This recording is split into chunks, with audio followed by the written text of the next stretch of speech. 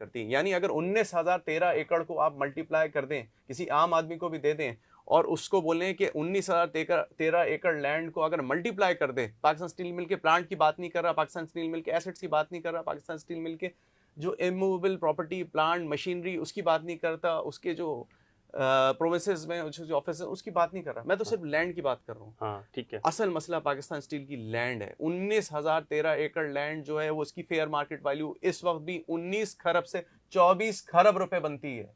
अगर आप 24 खरब रुपए, 19 खरब से 24 खरब का अगर आप मतलब ये है 19,013 को मल्टीप्लाई करें 9 करोड़ से 12.5 करोड़ के दरमियान एवरेज है, उससे अगर मल्टीप्लाई करें तो मिनिमम रेट 19 खरब से लेकर 19 खरब 40 अरब से लेकर ये 22 खरब से 24 खरब रुपए। चले 20 खरब लगा लेते हैं। जी 20 खरब भी लगाते हैं। अगर ओपन कॉम्पिटिटिव जाए तो इसकी अच्छी वैल्यू मिल सकती है। तो पाकिस्तान का कर्जा कितना है? देखिए पाकिस्तान का कर्जा तो अराउंड 60 से 70 अरब डॉलर है, 85 अरब डॉलर कह लें। लेकिन असल चीज़ ये नहीं है, असल चीज़ ये है कि यहाँ कहानी ख़त्म नहीं होती। कहानी ये है कि पाकिस्तान स्टील मिल के सिर्फ ये एसेट्स नहीं है, पाकिस्तान स्टील मिल की आयरन ओर की कानें हैं, पाकिस्तान स्टील मिल की कलाकू के अंदर बहुत कम लोग जाते हैं कि वहाँ 10,061 एकड़ लैंड जो पाकिस्तान स्टील की आयरन और रिजर्व्स की कानें हैं।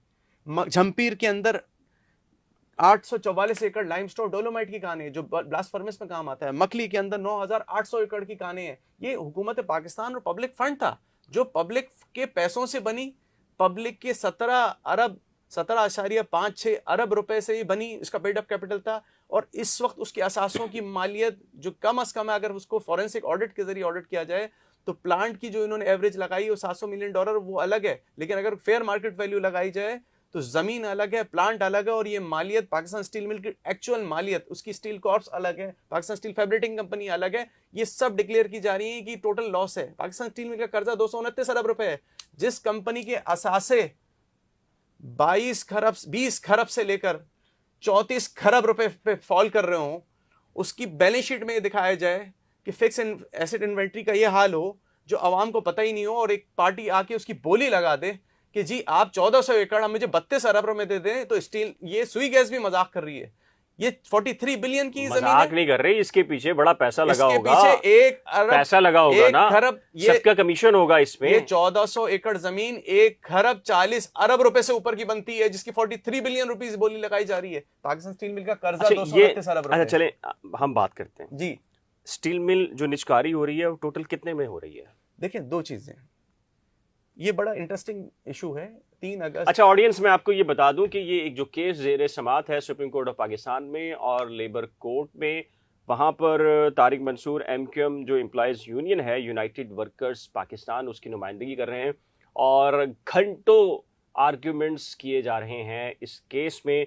तारिक मंसूर का ये कहना है कि ये निजकारी नहीं होनी चाहिए, ये मुल्की मफाद के ख़िलाफ़ होगा, और जो निजकारी कमीशन है या इंतज़ामिया है वो मज़ीद है कि जी निजकारी होनी चाहिए चूँकि खसारे के अंदर है और इसको बंद करके ही मुल्क की सलामती का तहफ़्फ़ुज़ यकीनी बनाया जा सकता है। बिल्कुल उलट मौक़िफ़ है तारिक मंसूर का जो इंतज़ामिया के बरखिलाफ़। ये आप हाँ बता रहे थे आप टोटल। जी देखिए पाकिस्तान स्टील मिल की जो कानें हैं, जो आयरन ओर रिजर्व्स हैं, ये रिजर्व्स क्यों इस्तेमाल नहीं किए जा रहे? दूसरी बात मैं आपको बताऊं, जून 2015 से Pakistan steel mill close down कहा जा रहा है।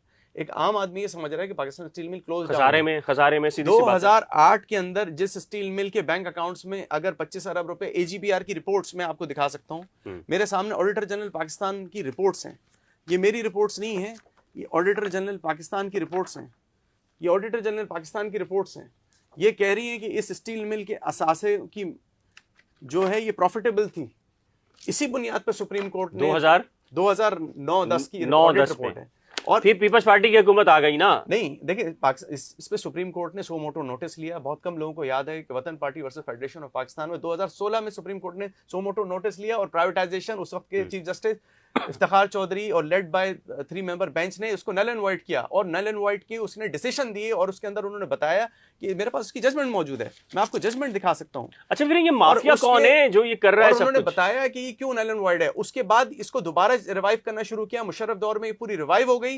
1998 में भी इसको डिफॉल्ट करार दिया गया, लेकिन इसके अंदर पोटेंशियल था, मुशर्रफ दौर में इसको रिवाइव किया गया। फिर 2006 में इसको प्राइवेटाइजेशन की कोशिश की गई, सुप्रीम कोर्ट इसने इंटरवीन किया कि फॉरेंसिक ऑडिट के बगैर आपने अंडर वैल्यूएशन की है, और सिटी ग्रुप वाली जो वैल्यूएशन पे उसको नल एंड वॉइड कर दिया। फिर 2006 की जजमेंट आती है सुप्रीम कोर्ट की, और फिर उसको दोबारा रिवाइव किया जाता है, प्रॉफिटेबल होती है। फिर 2009-10 के अंदर दोबारा स्कैम होता है, 25 से 30 अरब वही प्रॉफिट लॉस में बदल जाता है। फिर सुप्रीम कोर्ट एक्शन लेती है, 15/2012 सुप्रीम कोर्ट का लैंडमार्क जजमेंट है, जो सुप्रीम कोर्ट उसमें सुमोटो नोटिस ली 15/2009 में, और सुप्रीम कोर्ट उसमें तयन करती है नैब को इंक्वायरी की जो रिपोर्ट्स मौजूद हैं, और पीएलडी 2012 में रिपोर्टेड जजमेंट है।